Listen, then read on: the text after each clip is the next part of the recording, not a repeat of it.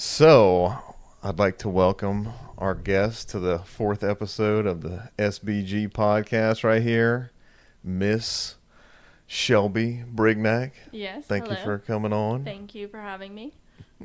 We were just in a photo shoot together. It was pretty cool. We did a little styled shoot with my wife at, was it the Maison Stephanie? Maison Stephanie in Warrenville, Louisiana.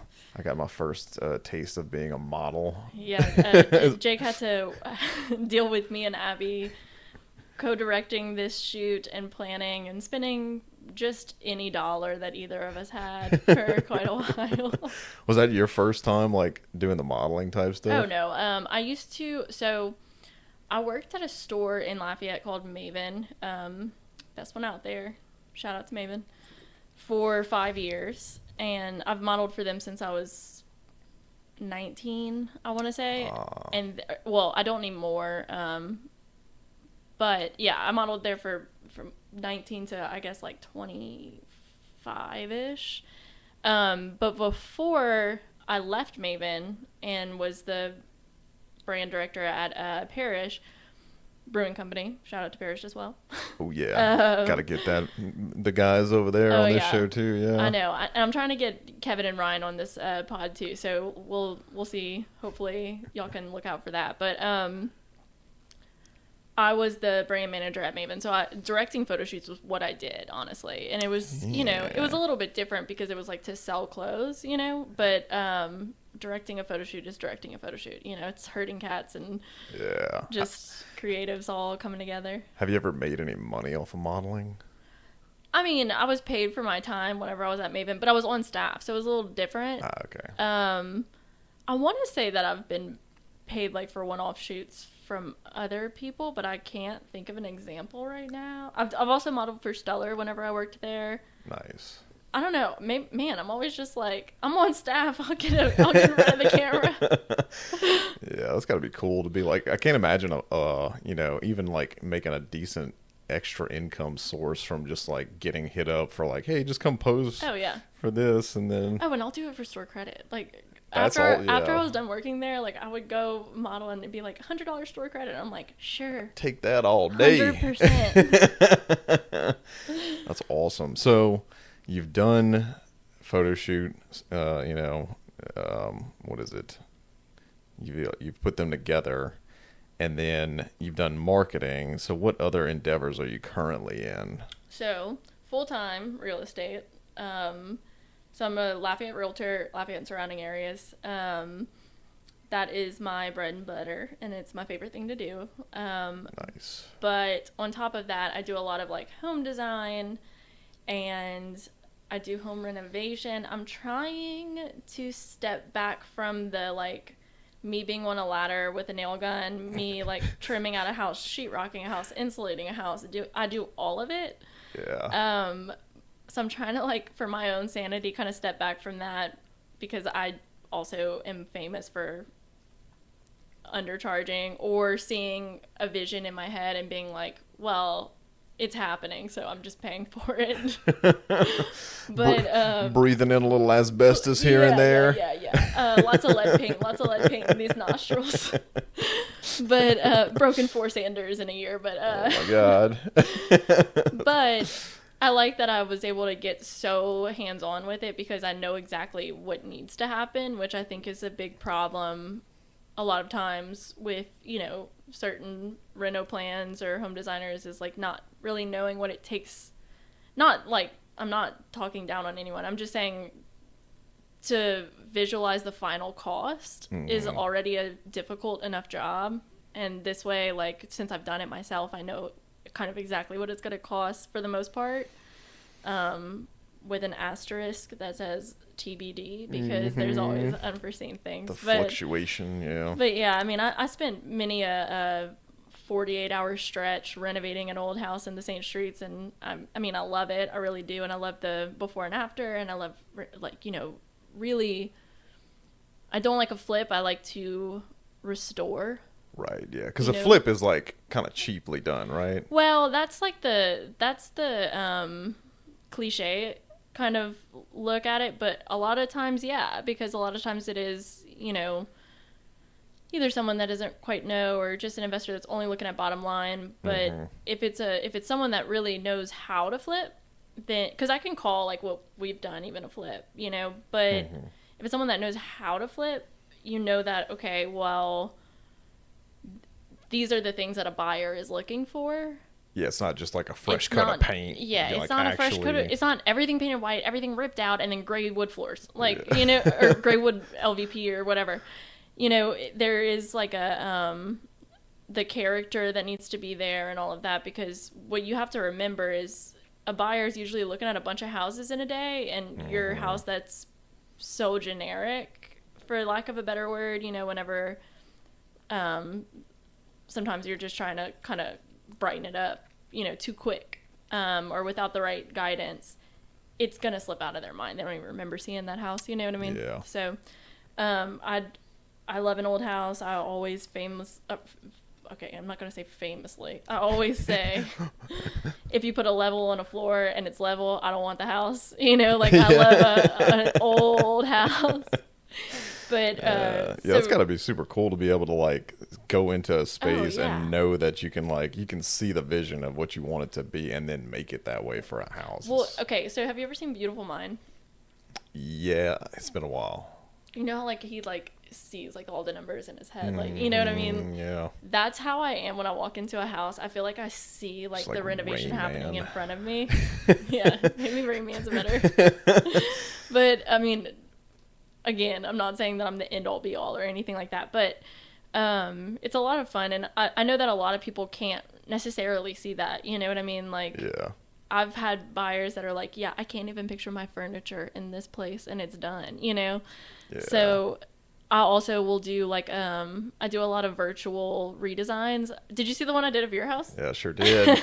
I was like, oh wow, this is great. And I was like immediately seeing dollar signs in Abby's eyes. But it's not going to be expensive, because the thing is, I can tell you how much everything like that costs. And a lot of it was just like, here's a paint, here's a couple of 2x4s built up or whatever. I will say, so your suggestion with the deck obviously it looks great, and obviously it helped improve the longevity of it, so that was good. Yep. Yeah. You polyed it? No, we did. You did a 2-in-1 poly and stain, huh? Yeah, so it does repel. It's a water repellent. Well, so that all that means is that instead of it just being a stain that you like wipe on, wipe off, and then poly coated after, they make these stains that are poly and stain in one. Gotcha. So it's quicker. Yeah, it might have been. And you don't wipe it off, you just like paint it on. Yeah.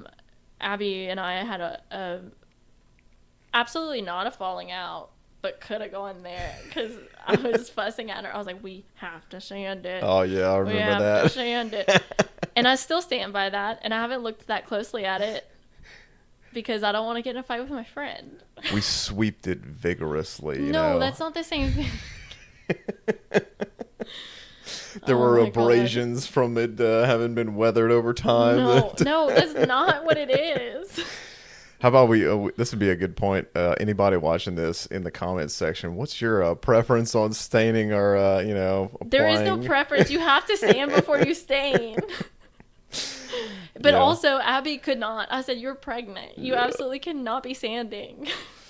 Yeah. Or staining, for that matter. Did she help you? No, she did not. Okay, good. I was going to fuss. Whenever we did you saw the sink, right? How it's like all black now. We did the Rust-Oleum. I didn't see it. Whenever we get out of here, you got to check that out. Wait, that's so funny. So, you did what, the appliance paint or the what? It was a Rust-Oleum, I think. Yeah, she got it, but she didn't apply it. Was it spray or roll-on? It was spray, yeah.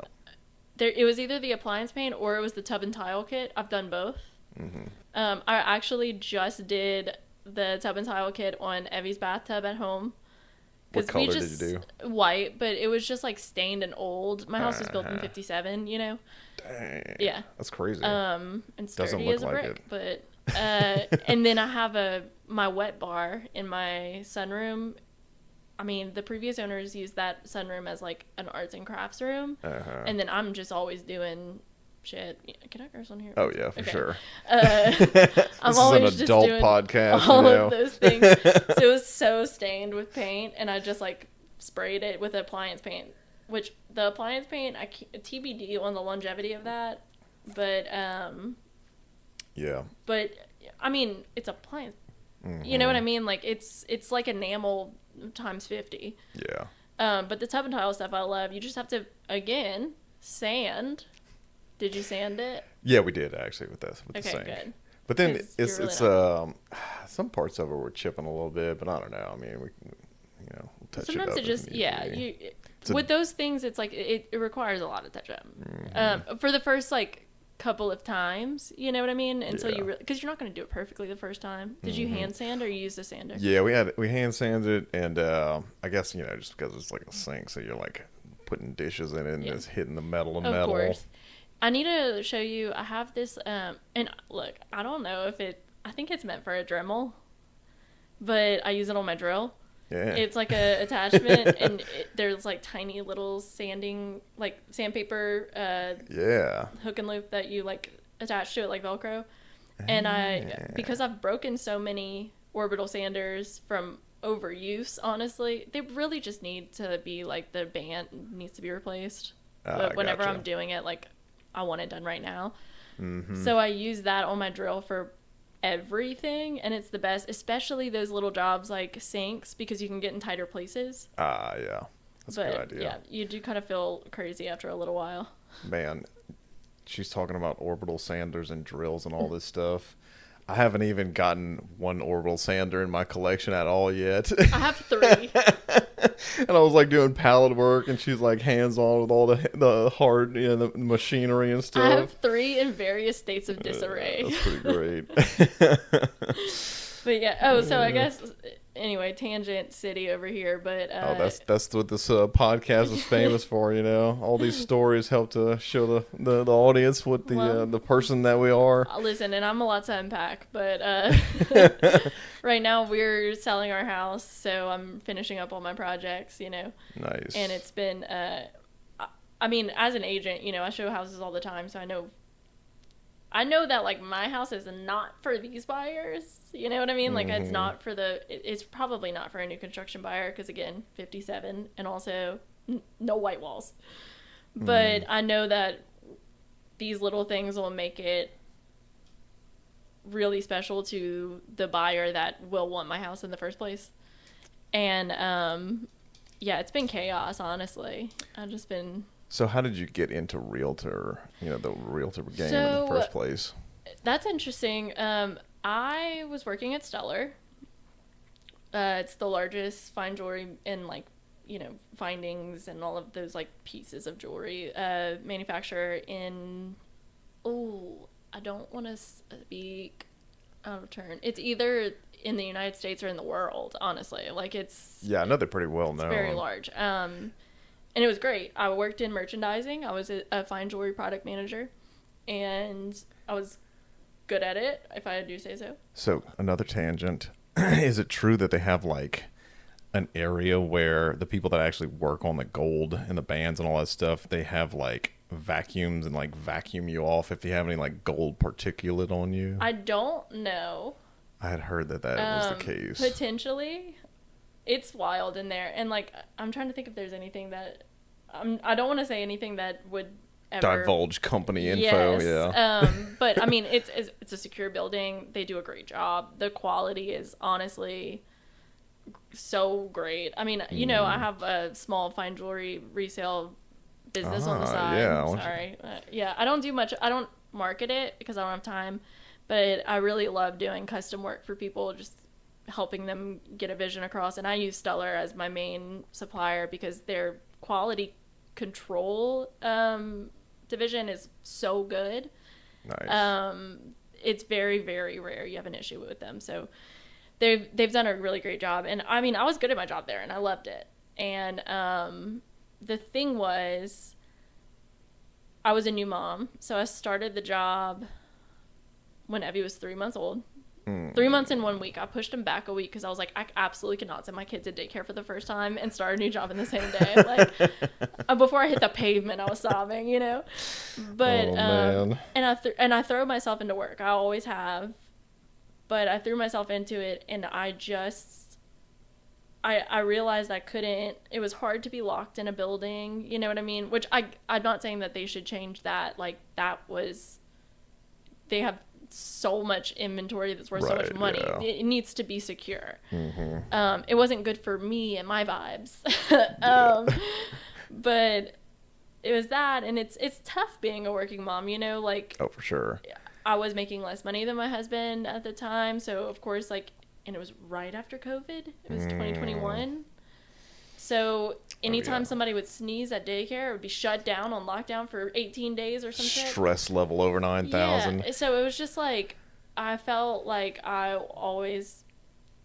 don't want to do anything less than 100%, and I wasn't able to be 100% dialed in there. Mm-hmm. So the day after Abby's first birthday, I went in and I quit. And two of my good friends reached out, like, that were on the same team, without knowing, they both did reach out to me about real estate, and I just, you know, was like, all right, I'll dive in. And it was like the quickest simpatico thing of all time, where it was like immediately I was interested, I was good at it, I was good at the like renovation side of it, which isn't necessary to be a realtor, but helpful, you know, especially if you like old homes. Yeah, it's interesting, that whole line of work, because you know, I'm used to having like hourly or salary type pay, but with that type of a job, you don't get paid unless you work, babe. Yeah, and then with that, you have like that feedback loop of like, oh wow, I'm actually successful with it, and then the pay shows. Yeah. And so that's pretty interesting. Well, to and me. the thing is, like, it's hard. It's hard because there's a little bit of like a imposter syndrome thing that can happen, you know what I mean? Where you're just like, oh my God, am I even good at this? Like, I haven't had a closing in a while. But there are ebbs and flows. Like, what have we seen with interest rates? You know, what have we seen with elections and all of these things? But also, it takes time. Everybody says your first 2 years in real estate are the worst days of your life. Because you're building up your clientele and your reputation and stuff. Your people that you've sold. Now, I did have one client that I sold her house and sold her a new house, you know, and then 6 months later sold that house and sold her a new house. Yeah. Because she's like me and she's like, I want what I want, you know. But usually it's like a 5-year loop of getting a repeat client, you know, and you hope that people refer you. And I mean, it's great when they do, but it's not top of everyone's mind, and it sucks to kind of feel like you have to constantly bother people almost, you know. Yeah. But at the same time, because you're marketing for yourself, right? Correct. You don't have so like I'm marketing I'm doing everything myself. I have no team, so I'm marketing for myself, but also like you feel like you're bothering someone and being like, hey, like, you should buy this, like, whatever, like, so salesy, so, like, MLM coded, you know? Mm-hmm. But then at the same time, like, those people are like, no, I like you because you do that. Because you're telling, because I'm not thinking, because they have a full-time job. This is my full-time job. Mm-hmm. It's not their full-time job to be on MLS. Not that they could be, but, you know, like, or on Zillow or whatever. Yeah. So I just try to be super present and, you know, do what I can for other small businesses, because the, you know, camaraderie between that is unmatched. I mean, like, Abby coming to my house and wanting to take pictures and wanting to do her minis there. Like, she was like, I can't thank you enough for letting me do my Christmas minis there. And I'm like, I can't thank you enough because I met Emmy, who I might end up selling a house to, or whatever. Yeah. And I got beautiful photos of my home, like, in return, and that was wonderful, you know. It was a cool exchange to see that, because I was thinking the same thing. I was like, man, she's like letting us take pictures here, but then to know that you're getting the advertisement that you want out of it too, it's just cool to see that. Well, and also I think that none of us thought that Abby would be at my house the first time for 6 hours. Like, I was just like, of course you can take pictures here forever. I mean, that was insane of us to do. I didn't realize it was 6 hours. Yeah, me and Abby, when our creative brains get together, it's rough. That's great. Yeah, but I mean, beautiful, beautiful content. Abby I'm picky, and Abby's work is just stunning. I mean, I love it all. That's awesome. Yeah, she got pictures of your, it's probably the dog trying to get in here. She got pictures of that, the wall that I had asked you about with the strips of that wood that you had? Oh, my wood slide wall? Yeah. Yeah, that was the first project one of the first projects I did. I can like understand how much effort that must have taken, because I can equate that to this fence that I built over here. Yeah. And whenever we first moved in, we built this fence over here, and I was like, all right, I'd gotten like, 10 pounds of these screws, and I was going to screw in all the like picket fence, the dog-eared panels and all this shit. And you realize why it costs so much money to have someone build a fence. And going to each one. So then I ended up like with the air-driven staple gun doing it, but then to know that you went down the line and each one of them. Well, the rough thing about that was I was delusional at the beginning of us buying this house. So in the year and a half of us owning this house, it was my dream home. And I always said, like, I got my dream home. I finagled my way in here. I'll be goddamn if it's not perfect. But at the beginning of it, I was very delusional. Like, I'd be like, oh, I don't have that tool. Or what. Now I'm like, I'm getting that tool, gonna find it. Like, I've Instacarted so many tools. Because I can't be trusted in Home Depot. Like, then it's like a whole new project has started. It's a whole thing. So at the time, I didn't have a nail gun. And I should have just bought the fucking nail gun. Because I have one now, and I love it. And it doesn't need an air compressor. And it's cordless. Great. Yeah, it's the best. For trim work, are you kidding me? I could trim this whole house in 45 minutes. But I didn't have it at the time. And I bought all these 2x1s. And I took them home. And I sanded all of them with an orbital sander. No, it wasn't an orbital. It was a plug-in, just detail sander, which I should have known better. And then I stained them, and I polyed them, and I cut them with a miter saw, and then I took them in the house, and I had already painted the wall black because I wanted in between the wood slats to be black. And I knew this room needed the texture. The wall that it's on was like paneling, but it feels like that's an addition. I don't know when it was done, but it feels like plastic. You know what I mean? Like that kind of paneling. Yeah. And I pilot holed each board and then drilled in with screws each board to the wall. Oh, wow. Which the ceilings are 8 foot, and then it's probably 15 feet wide. And I used one of the 2x1s on its side, on the narrow side, to space it, but the boards would also warp. Yes. Because they're 8 feet long. So I would have to pull it tight, drill it in, use my shoulder to to force the drill into the plastic wall, basically.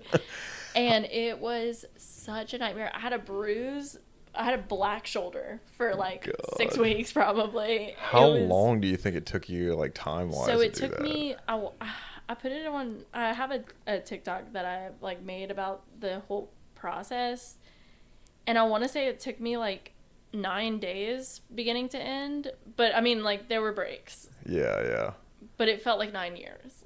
Whenever I look back, I'm like, I can't believe that was only 9 days. Yes. Because then by the time you get into it, you're like, oh, shit, this is going to take a lot of effort and time. Then you can't stop because you're already invested. Yeah. Well, and the vision's there, and I'm like, well. Oh, man. And, oh, my God, my mom has this, antique bookshelf that my dad bought her. I think my dad bought it for her, or she saved up for it. I don't remember. But it's been in every house I've ever owned.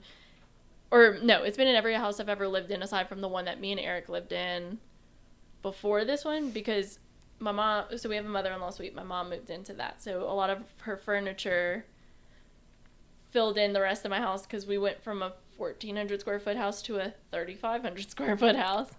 Damn. And this bookshelf, every time she moves, she has to meticulously stack all these books because to fit them, first of all, and the bookshelf's super old and all of this. I moved that bookshelf by myself. Because I wanted an after picture whenever I was done, and everybody was asleep because it was 4:00 in the morning, and I moved it back. And it's one of those. That's one of those times where it's occasionally I have superhuman strength. Yes. But I just can't believe it didn't chugged a can of spinach like Popeye and got that shit moved. I mean, listen, if it needs to happen, it'll happen. It's that's my car on the baby moment. You know what I mean? The vision. Oh my God, I did the fucking picture. That's I was awesome. like, I will be damned if I can't post this TikTok right now. So you're talking about TikTok. Yeah, Now, I've heard this story before, but why don't you tell the audience? Now, you have a viral TikTok video that you've made that whenever I first met you, you were like, yeah, how many views did it get? Wait, I'll check. Okay, so here's the thing about this TikTok. If any of you are familiar, a certain company took their sounds off of TikTok, like all of their artists' music, and now, like, I put it, so every now and then I'll check my TikToks and it'll say muted because of this thing that I'm talking about, and I'll, like, go in and put another sound on top of it, whatever. This particular TikTok, no other sound works, so I put one, but, like, it's not the original feel. It's not the joke. The joke is gone. Yeah. And it was this one night I was just awake and I was just thinking, like, no way nobody's made this joke before. And nobody had. And I was like, baby girl. Easy money. So basically, there's I don't know what the rules are. Like, you can say names of songs and things. Like without getting, like, without copyright. Yeah, as long as we're not, like, playing it. them, Okay, great. So, Taylor Swift, biggest Swiftie alive, is sitting in this chair right here. And also tonight at 11 p.m. at time of recording, Torture Poets Department drops, and I'm going to be unhinged. So everybody check on me. Whenever we were scheduling this, she was like, I have to make sure that I'm home for this. I'm like, 11 p.m., unless you want your home to become a headquarters, like, I need you to get me out. But, so the joke is that, so she has on her Midnights album this song called Maroon, and there's a part in the song where she goes super low register, and she goes, like, the burgundy on my t-shirt, like, and it's, like, very, like, raspy and so, like, it just does something to you.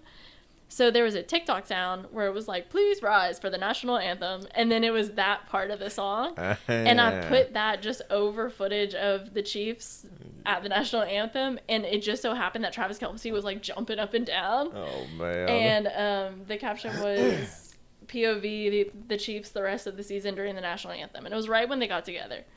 And it has 509,000 views. Oh, my God. 200 comments, a little over 1,000 saves, and 35,000 likes, which is not, like, crazy as far as, like, TikTok goes, but it's crazy as far as me goes. Yeah, that's pretty good.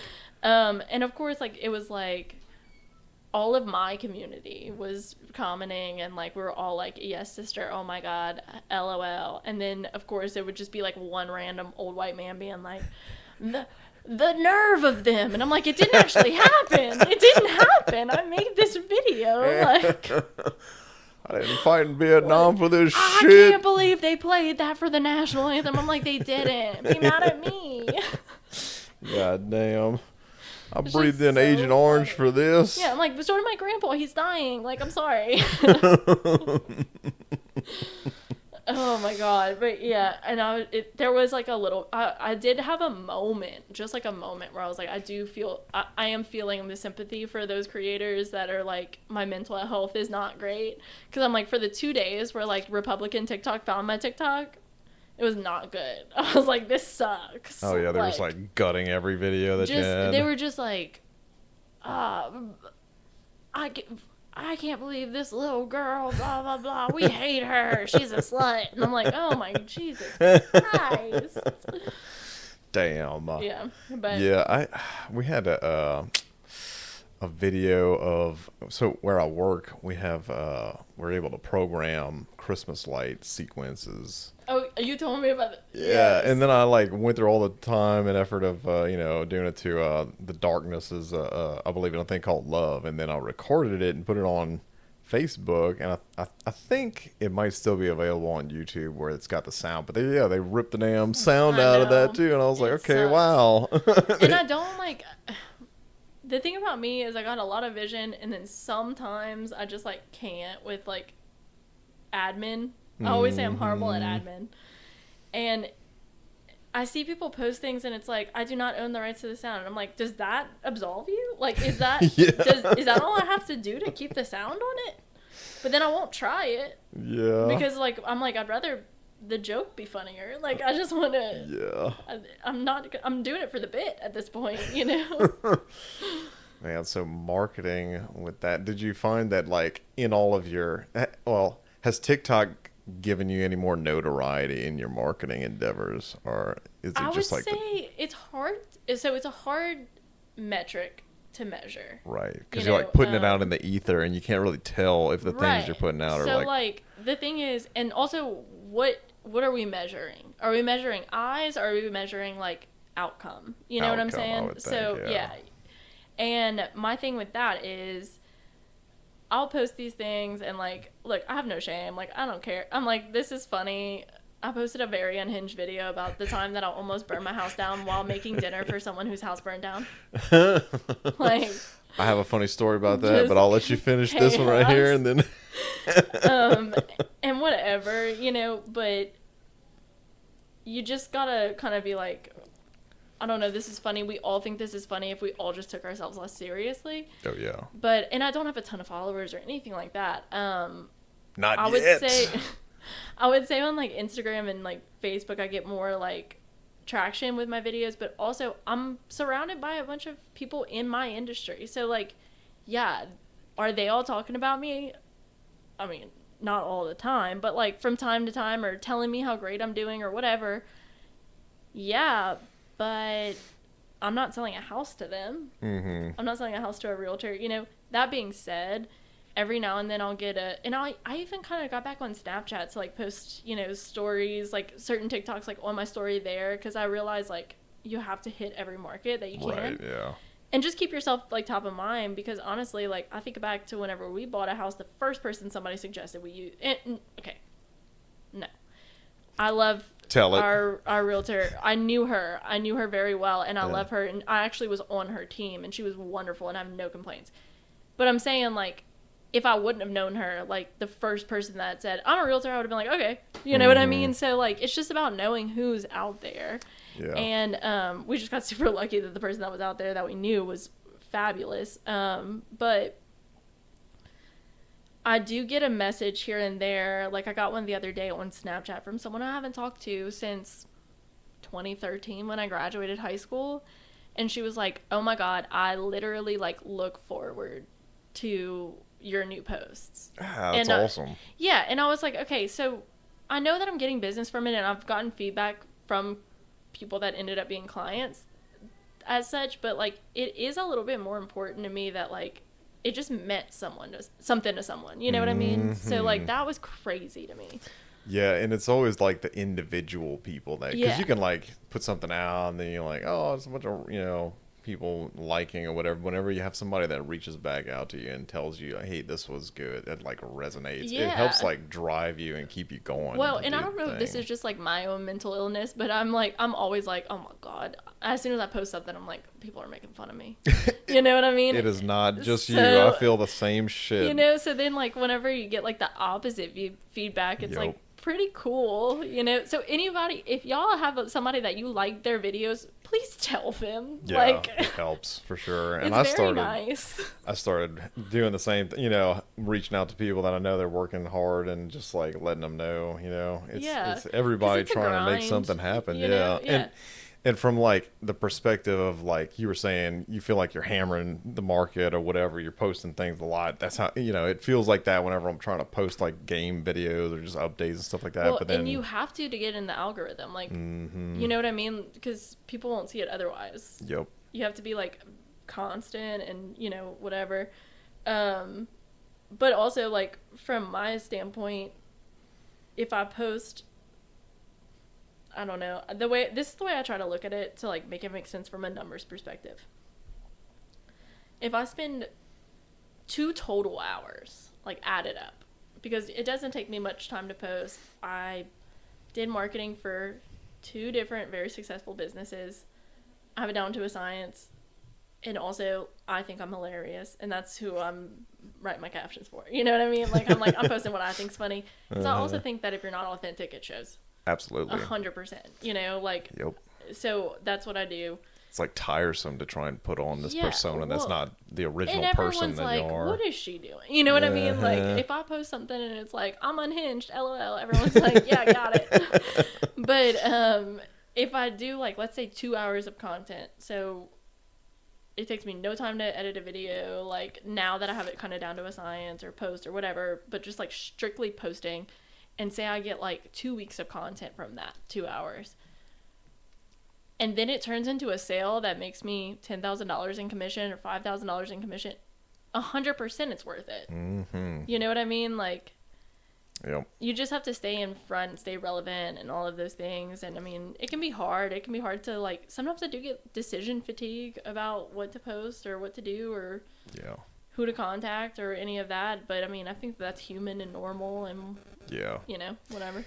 Stay in the positive mindset. That does so much, because, like, man, it's so easy to, like you were saying, the imposter syndrome, right? I get that with, like, this right here, right? Oh, yeah, like, for sure. 4th episode, who am I to be trying to get a realtor on this show? Just another straight white man with a podcast.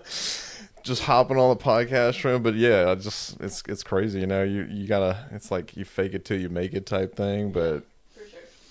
I mean, and you're not faking it to an extent too, though. You know what I mean? Because like, you are talking about things you know about, and that's what you have to remind yourself. I mean, that's the biggest thing is anytime I have too big of imposter syndrome where, like, I really start to falter, I work a deal and I, like, show myself how good I am at my job, which sounds like so braggy, and I hate that, but, like, it's true, though. It is what it is. You know what I mean? Like, I have to do that with my own work where I work at Techno, because, you know, sometimes you get in a rut, and then, like, with my job in particular, I'm programming things. So sometimes I'll be working on something for days where I'm like, all right, this shit's got to work eventually. Well, because you're too much of a creative. Yeah, and then you know, you get into it, and then you finally get into the, you know, the end part of it, and then the shit actually works, and it's like, wow, I actually know what I'm doing after all. So yeah, I get it. I have that every now and then. Like, I always say, I have no business being as close with some of the people I'm close with. Like, I mean, my boss. So I work for myself, but at the same time, like, I work for a brokerage, and the owners of my brokerage are Carrie Thayard and Sean Headage. Oh, what's going down out there? Them dogs is fighting. Oh. They'll figure it out, chew each other up a little bit. It's all right. Or one of your kids. I don't know. You know, actually, Sam, so whenever Bluey, our larger dog, he's like a medium-sized dog, named after the show, obviously, Bluey. Well, of course, yeah.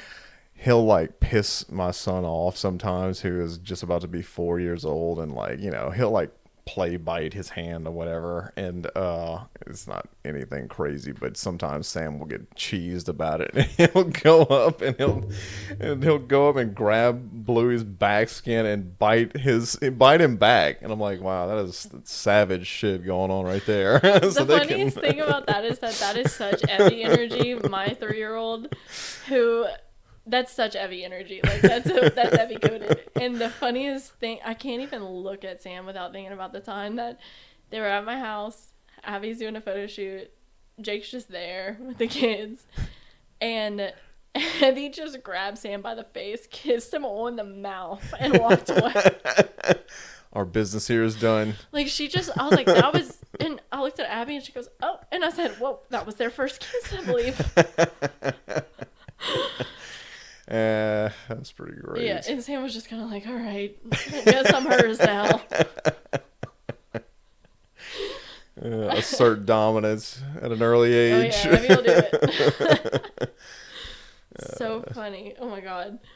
What were we talking about? Oh, well, I can't remember, but I do remember that you had talked about almost burning your house down, or somebody burning their house down while cooking. I have a pretty funny story about that. That was given to me from Andrew, who was on the first podcast episode.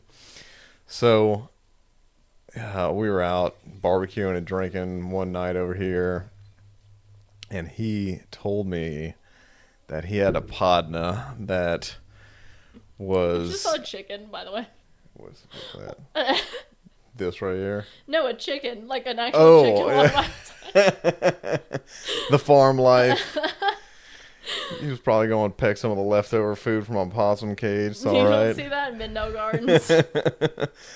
So Andy's over here telling me about he's got a buddy that was trying to cook some, I think it was like corn dogs or something like that, and almost burn his house down. So then I was like, how the hell did he do that? And then he proceeds to tell me that his buddy was waiting. He had put some oil. He was trying to fry corn dogs or something like that. And he had put a bunch of oil in a pot. And he had frozen corn dogs. And then he was waiting for the oil to boil. Mm-hmm. The oil to boil. You understand? I don't know if there's a whole lot of people that understand that doesn't happen, but it don't happen. It just gets super fucking hot. And so then he put a bunch of frozen corn dogs into a pot of like 500-degree oil, and that shit exploded. Yeah. And I don't know if it burned his house down, or it almost did, but not good. So have you heard about how mine happened? No, do tell. All right, so there was a lot going on this day. My mom was in the hospital, and I was compartmentalizing. Mm-hmm. And I had decided that, like, I needed to paint all my appliances. So, like, I started sanding and painting all my appliances. It's a good way to cope. Productive. My oven door is still shattered. Like, the new one's on its way, but, like, I was just like, these need to be the same color as the cabinets, and they need to have, like, towel bars that are painted gold as handles instead of chaos, okay? And I'm like, hey, Shelby, maybe you have trauma. Like, maybe it's not that you need to do this right now. Just keep burying it in productivity. Yeah, exactly. So that's happening. I wake up from a nap after not sleeping for, like, 72 hours, and the oven door shattered. I'm like, what the fuck happened? Was it heavy? Eric's like, no. And I'm like, great, it's the ghost. Like, I have ghosts, I'm sure of it. Like, whatever. Spooky. Yeah, they're fine. Like, they don't mess with me, but they might have shattered my oven. And as this is happening, I see on Facebook a realtor that I work with, her ex-husband, his house burned to the ground the night before. Wow. And, like, she found out because her kid, they live down the street, I think. And I might be filling in blanks, but her kids were, like, banging on her door at, like, 2 o'clock in the morning. And thankfully she woke up and, like, let them in, and, like, their house had burned to the ground. Jeez. So, I'm like, oh my God. I'm like, I gotta cook them rice and gravy. Of course. Yeah. Well, as you remember, I was painting those appliances, and my gas stove, my pot filler had been leaking, so there was, like, a hard water stain. Mm-hmm. And I don't know if you know this, hot tip, but with a caveat, be fucking careful. WD-40 gets off hard water stains. And I put, like, some WD-40 on the hard water stain on my stovetop, and had bragged in this mom Facebook group about it. Like, everyone's so thrilled. Oh, yeah. Forgot, didn't wipe it up, because I'm doing 75 other things. Go to cook this rice and gravy. I start the rice and gravy at 7 p.m. If you know anything about rice and gravy. Take some time. So I was going to be up till 1 no matter what, you know. Thankfully, I hadn't started the actual gravy yet. I just started my white beans on the back burner. But I lit the gas stove that I have to light manually because my pilot light's out. Oh, yeah. A flame. Like the whole top of it was on fire. Flame. How tall so would then, you? About something like to the microwave, like just like fully. And Eric was about to go to bed, and I was like, "Oh shit!" And I said, "Eric, the fire extinguisher," and he's like, and I'm like, ah! And then like I run to my laundry room. The fire extinguisher, heads up, guys, hard to get off the wall if you're 104 pounds and not that strong. Rip it off the wall. Then I go and I just do like a little. Like, just, like, one little squeeze. And I'm like, oh, it's out. And then immediately, like, I blink and I look and I'm like, my whole kitchen is white. Like, the powder of the fire extinguisher is in every crevice and crack and everything. So I had to throw away my white beans. Oh, wow. I had to clean my entire kitchen.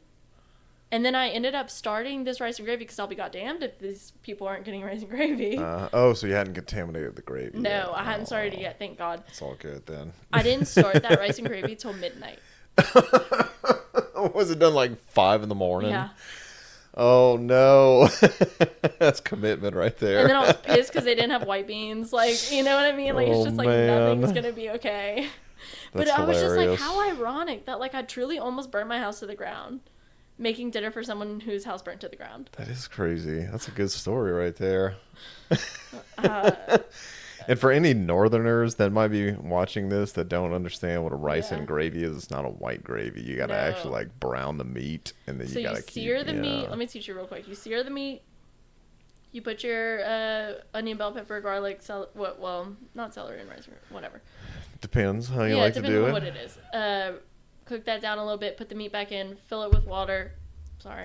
Fill it with water and some kitchen bouquet is what I use. Kitchen bouquet. What is that, like bouillon, like broth cubes or something? No. It's we'll talk offline. And then you let it cook for like 6 hours. Yeah. And it helps if you're drinking alcohol with it, because which I always am. The more buzzed you are, it's like the better it comes out somehow. Truly. Then you start like adding another little something here and there. Yeah, you know? Pour a little beer in there. Sometimes I'll put cloves in it. I'll fuck around and put cloves. I don't know. Oh, yeah, I might have to try that. I make a good rice and gravy. I do like how pretty much every episode has ended up talking about cooking. Yeah, well, me and you sitting here talking for over an hour. Of course, we're going to talk about cooking. I was talking to. I used to play shows with this guy Ross Brown, now known as the Bougie Man. On this podcast or like in life? No, so I was talking to him on the phone earlier today, just because we were discussing, endeavors in life, and he's doing the whole baloney thing now with his Bougie Baloney, and I was telling him, sorry. You're saying this as if I know what it is. What is Bougie Baloney? Oh, this man has created his own brand of Bougie Baloney. I have yet to taste it, but he's supposed to come over next Wednesday. Oh, can I come? Maybe so. Because I'm obsessed with fried bologna sandwiches. Really? That would be the day to do it. And I was thinking, like, man, it would be great to do like some masubi with that, the bologna, because it's like, have you ever heard of that masubi? Yeah, I've never had it, but like. I think he might have already tried it. Yeah, them kids going ham. But yeah, masubi, I'm telling you, good. A fried bologna sandwich, toasted bread, Swiss. Yeah? I don't think I've... Nothing like I'm... It's like hangover food. It's probably poor food. person food. Like, I grew up poor. But that shit is so good. Oh my God. It warms the soul. It really does. It's delicious. Oh yeah, have you ever had masubi? You know what that is? I know what it is, but I've never had it. I cooked it one time because I was like, man, I try to find ways of like scratching the sushi itch when I can, because I'm that's not a like sushi person. Really? Isn't that good? Is it? Is it a texture thing? Is it? I'm weird about seafood in general. Like the first time I craved crawfish was when I was pregnant. I never really ate boiled crawfish. Now I do. Now, the first couple times I did after Evie was born, I was like, holy shit. But it was fine.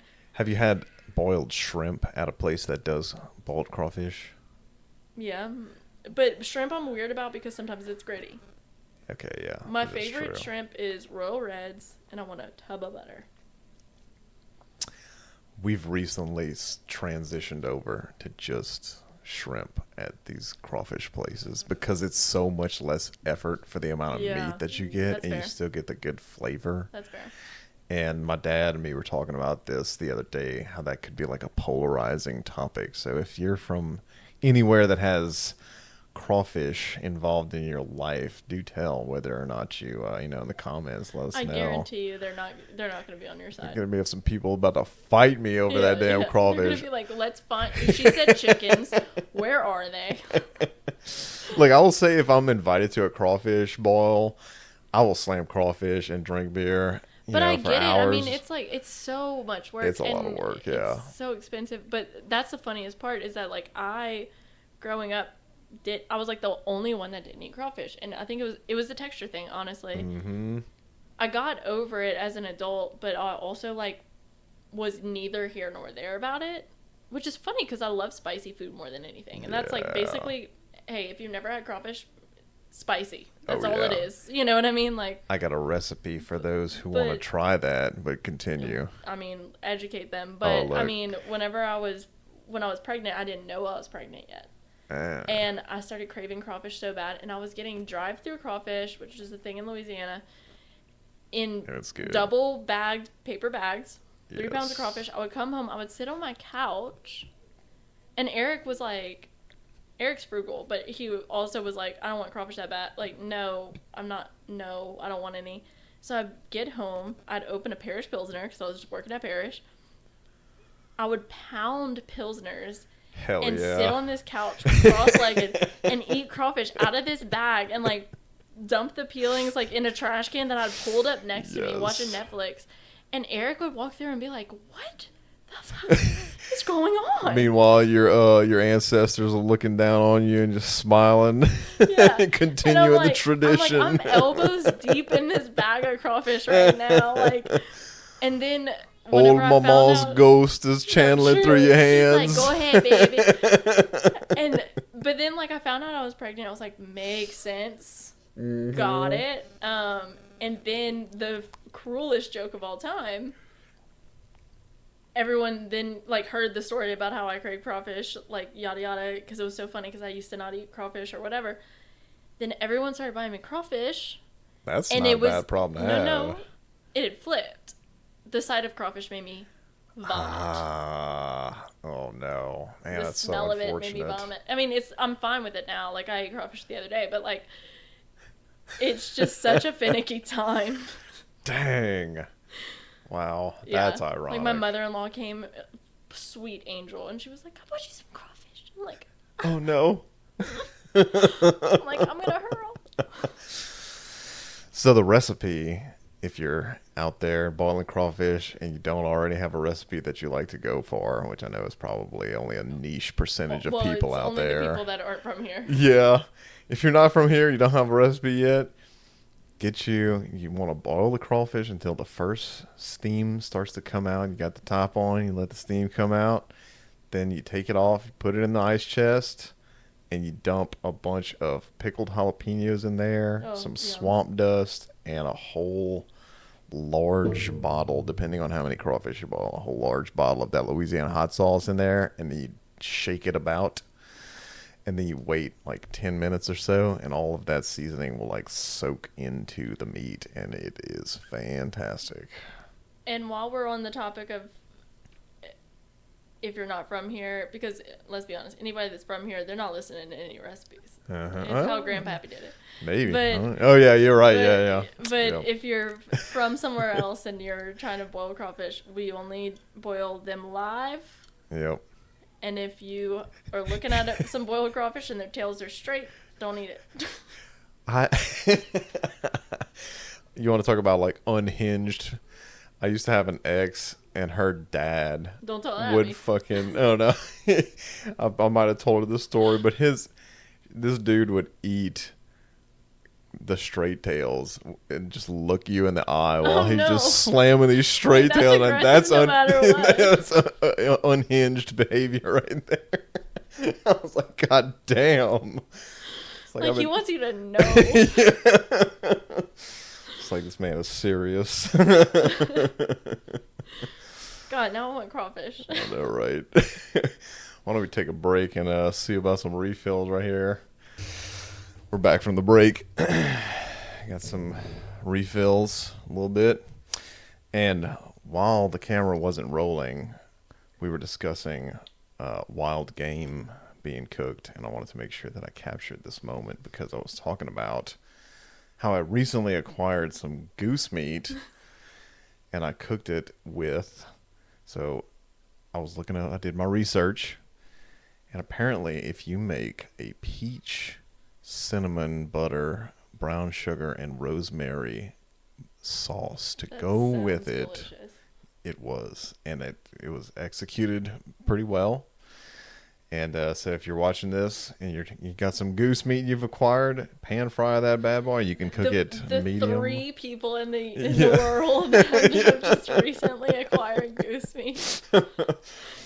That reminds me of, like, the funniest thing. Whenever we came over here I don't remember what for. I don't know if we were just hanging out. Might have been, yeah. But on the way, I remember I was like, I would love to help in the kitchen because I love to cook and you love to cook. Mm-hmm.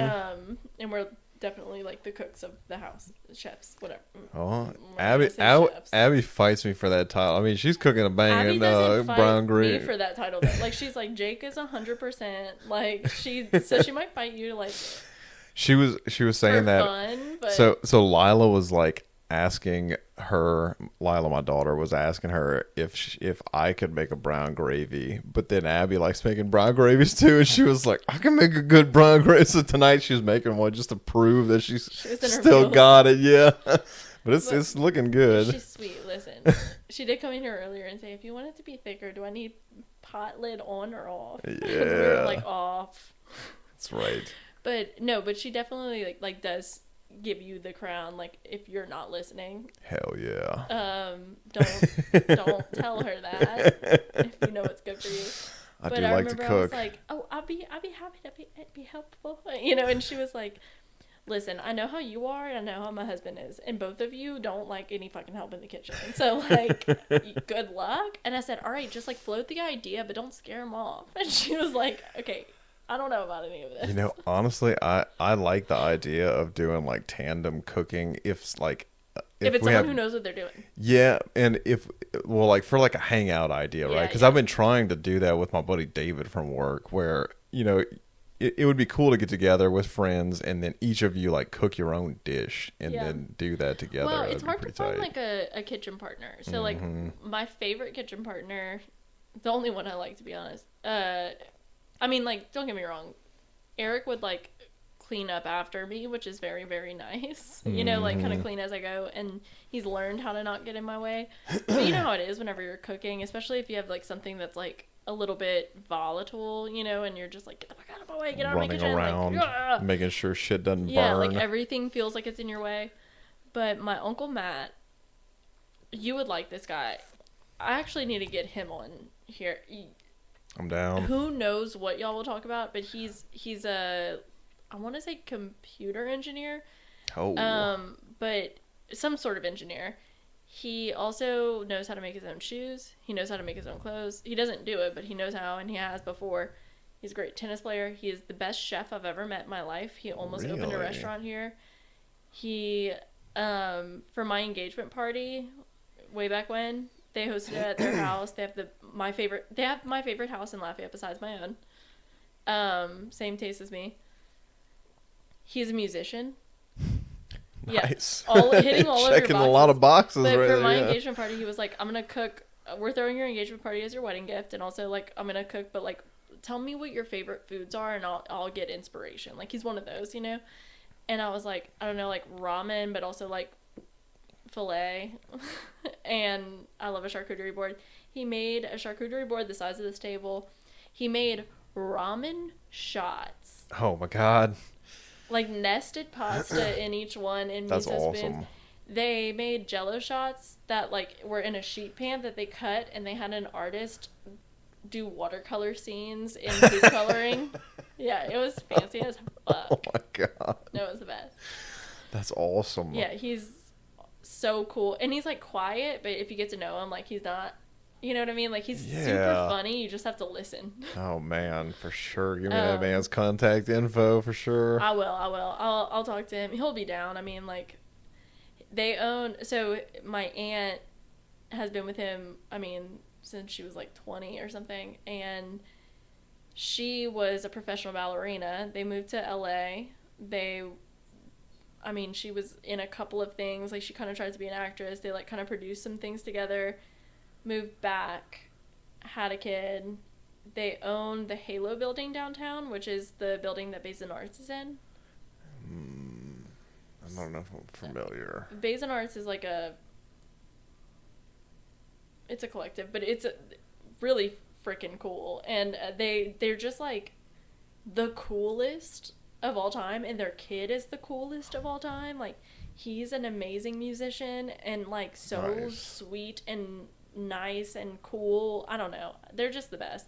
But yeah, he's like my biggest joke is like, there have been so many times I've been having like an unhinged night with a friend and been like, let's just see if Gina and Matt are up. And then we just end up at their house. They have a disco ball in their living room.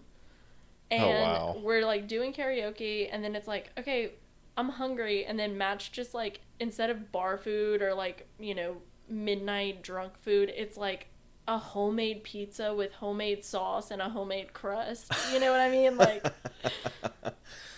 oh, just manna from heaven. The coolest. I love them. That's awesome. They also throw a real good party, as I'm sure you can imagine. That's great. Yeah, man, you're talking about the ramen. The ribs that I was smoking right there are for ramen, actually. Yeah. We're like ramen connoisseurs over here. Do you go to the Asian market for? No, but okay. So on the sushi thing, I haven't done it yet, but I'm trying to build up the confidence to go to the Asian market and get sushi grade fish. But I'm just so like, I don't know how intimidated. Yeah, it's more of like, you know, you don't think that because you're like gambling with like food poisoning, right? So then you know that in a restaurant setting, they know what the hell they're doing. I don't know what makes it, you know, sushi grade or whatever that makes like, what do you have to do after you get it? Yeah, if it's like just that it has to be frozen and, you know, I don't know anything about that, but that is like the main goal with the sushi thing. If I could ever, because I love the raw fish in there. That's the texture that I like. Salmon is much better raw. And I respect it. However, I cannot do it. Yeah, I understand totally. Whenever I first had sushi, I was like, I don't know about that. But now I'm like addicted. It's like such a strange. I mean, it's one of those things. And also, I'm like, I think that's one of those things where I'm like, I'm sure I could, learn to like it and like learn to appreciate it, especially because I love cooking so much and I love like all of that.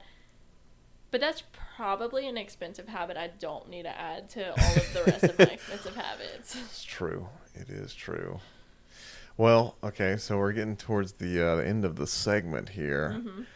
Are you a game rat all? Do you have a favorite game that you've ever played? Okay, so I do, but here's the thing. So long ago that it feels like a fever dream, and I don't know that I'll be able to do it justice or even explain it or even tell you what console it was on. I would think it was Xbox 360 at the time. It's like a white console. Well, I know what an Xbox 360 is, but I'm just saying, like, I think that, like, at the time that would have been the one that I had access to. Uh-huh. And it was whenever I was in, like, I think middle school or maybe high school. And there was, like, a Looney Tunes game that was very, like, chaotic.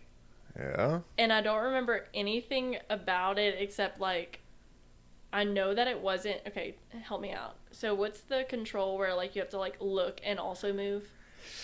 Yeah, you got your left analog stick where you're moving around. I think your right one is... It depends on what control it wasn't that. Because anything like that, I've tried to play, like, Call of Duty and all that bullshit, and I'm literally, like, this in the corner, you know? Like, I can't figure that shit out. But, but that game was so fun, and I hope somebody knows what it is, because I would love to play it again. I used to sit down and play that for so long and have so much fun, and it was my brothers, and I don't know why I did it. I think I was just trying to, like, relate to them, but then I ended up liking it more than them. But then, like, also Dance Dance Revolution, of course. Oh, yeah. See, with that one, you get, like, a workout and, you know. You do, which I don't like to work out, but I used to be a fitness instructor. I mean, I can't really say that, but... Really? Yeah. Oh, you can't say it, so we won't go into... No, I'm saying I can't say that I don't like to work out. I'm just saying... Oh, gotcha. I like to specifically work out. So you used to be a fitness instructor? I didn't even know that. Yeah, it was a bar-based fitness class, extend bar. What? Mm-hmm. I hate cardio, but yep, I'll do that one. I hate cardio too, for sure. This was toning. It was just like strictly like, it was the best workout I've ever gotten in my life. I used to be a dancer, so like it made sense. Wow. Yeah, I did not know that. Jake and I are about to have so much more to talk about. Yeah, it's about to go on for another hour here. He's like, I didn't know anything about this or this. Yeah, because like I knew that you'd done the Realtor thing, but I didn't realize you had done the other. Well, that's probably the tip of the iceberg of what you knew about me, honestly. What? Okay, so fitness type stuff. How long did you do that for? Teaching, probably like a year. And I did like a training in New Orleans and all of that. Like it was like a whole thing, and it was truly me with like a mic being like, and a 1 and 2 and 3, and like it was like a fully tight class. But I believed in the method because I did like a intro thing where those types of classes are expensive, you know. Mm-hmm. It's like the cycling type thing, right? Similar as far as like the structure of the studio goes. Right, yeah. Can't fucking cycle for shit. But got to build up the hype with the crowds, and then everybody's in there together doing it. Me. Like it's just like not the workout I want or need, and also like it's too much cardio. But this Extend thing, like they did this month for like a special prize, and it was like a contest kind of thing, like how many classes can you do? And I was doing 2-a-days, and they within 2 weeks, the method is saying like within 2 weeks you will see a difference. Within 2 weeks I saw a fucking difference. Okay, like it was so good. And I would teach, and I actually would teach 6 a.m.s, which is fun, or 5 a.m.s, which is funny because if you know anything about me, it's that I don't wake up early. Like I cannot. But at the time I guess I could. 5 a.m. and then you wake up and have to work out. Well, right? But I was teaching, so I wasn't doing the full workout. But still. But also, the only way I don't work out anymore. I don't formally work out anymore. I renovate houses. It's a workout. Shoulders are sculpted from doing like, all the. The other day, Eric was like, "Where the fuck is this bruise from?" I'm like, "I don't know. I probably fell off the counter." Like, but yeah, like I can, if I'm working out in a class, I can only work out in the morning because the idea of like at the end of the day, that's when I'm like, there's no energy to be had. I used to schedule my classes for UL purposefully early in the morning to force me to be on campus, and then I would schedule like an hour and a half break in between my 8 a.m. and then the next class so that I would be able to go to the gym. And that was literally like the best workouts that I've ever had. I would never do that. I would schedule the 8 a.m.s or 9 a.m.s so that I could be done by noon, but I knew if I had a break in between, I would skip the rest of my classes. And that's when I was in engineering, so. Damn. Oh, you were in engineering, really? You didn't know that either? No, I did not. What Chemical for 3.5 years. Yeah, it might be. Something is jogging in my brain. Yeah. In my brain. 3.5 years chemical engineering, and then I marched into Griffin, and I said, I'm changing my major to English. They looked at my transcript. They said, "Baby, I think you're in the wrong place." I said, "No, ma'am, I am not. I would like to have an English major with a math minor because I already have it." What made you change from after? It sucked, and I looked around one day and said, I can't work with these people the rest of my life. I'm so sorry, everyone. But it really was because, like, if I said a curse word, the men in my class would be like, "Oh my God," as they were all just cursing. And I'm like, what is going on? What has occurred? Double standard, real strong. It was very, very double standardy. One of them also tried to make a comment about my birth control once, and I was like, What? How many females were in that class? 4. I don't know. Like, and how many guys? Like, the rest. You know, it was like, it was insane. It really was. Yeah. I mean, it was me, and I had 2 good friends that were women, and then there were maybe like 3 or 4 in our year, you know, like, and Kimmy was like actually more female dominated than like the other engineering programs, you know, and I made great friends, and like I learned a lot and all of that, and I'm glad I have my math minor, even if it's just to like slip in every now and then when someone thinks I'm dumb. But actually I'm like, well, calculus 4. Damn, you went up to calculus 4. Yeah. Man, that's higher than I went. I think I went to like calculus 1 or something. Or no. That's high school, baby. Yeah. Had a pretty cool. Man, I had a rough patch with that shit. It was no, you had to go higher than that. You're in programming. My programming was a skill that I developed later. I graduated in industrial technology, and I think I only had to go up to like Calc 1 or 2. It had to be at least 2. Because and listen, this is no slight to you. iTech is what a lot of the people that I started with like would drop down to. If they couldn't cut it, yeah, exactly. I was an electrical engineer whenever I first was there. It sucks. My circuits teacher, we might have to cut this one. I don't know. Do tell. But I can't remember his name, but I was just like, you don't know what you're doing either. And he was always dipping in class. But like, it was just like weird. I was like, what the fuck is going on in here? Oh, yeah. Good times. Yeah, I hated circuits. I mean, and I don't see anything wrong with like deciding that what you started in at, I don't know, 17, 18 years old is not what you actually want to do for the rest of your life. It's such a heavy decision. It's crazy. They should start you off in like general studies and then let you pick once you're in the shit. Yeah, let you like start concentrating it down. The reason I went into chemical engineering was because I was like, I'm great at chemistry, I'm great at math, I'm very smart, I want to be somebody's boss. Those were my qualifications. Like, that was it. Man, honestly, it's probably better that your path has gone this way because chemical engineering, I mean, it can be applied in a lot of different ways, but the general consensus that I've seen it applied in is like oil field, and then you end up having to be away from family a lot. And not only that, it was, even if I wasn't having to be away from my family, it was who are you surrounded with? Mm-hmm. You know what I mean? Like, gonna be the one female surrounded by roughnecks. Oh, she wore a dress one time, like now we're all gonna freak out. Like, you know what I mean? I just couldn't do it. I have no patience for that. You know what I mean? Like, I don't want to be stuck in fucking Odessa, Texas with them good old boys. I am out here offending dads left and right. Like, yeah, so I mean, I was just like, I can't be doing that. And then me and Eric have been together since I was 17. He's a mechanical engineer. And then on top of that, I was like, what if we have a kid one day? We got 2 engineers in the household. That's the most, like, boring, ridiculous thing I've ever heard, But, I mean, like, I feel like that would have come to a head real quick. Like, we both would have been so miserable. 2 high-stress jobs for sure. Yeah, but, who knows, whatever. That's pretty cool. Well, it's been an enjoyable conversation. Yeah, thanks for having me on. Likewise. I have a list of people I want to send over here. That's great. Yeah. I can't wait to but hit him namely, up. Uncle Matt, you got to get Matt on this podcast. I'm going to text him as soon as we sign off. What do we do? Yeah, give the final sign off, yeah. I'm feeling the buzz, so it's deteriorating, but yeah. Definitely. Uncle Matt, if you're watching this, you're next, bruh. So, well, appreciate you. I'm going to wait to show him until after he comes on. Well, this is it.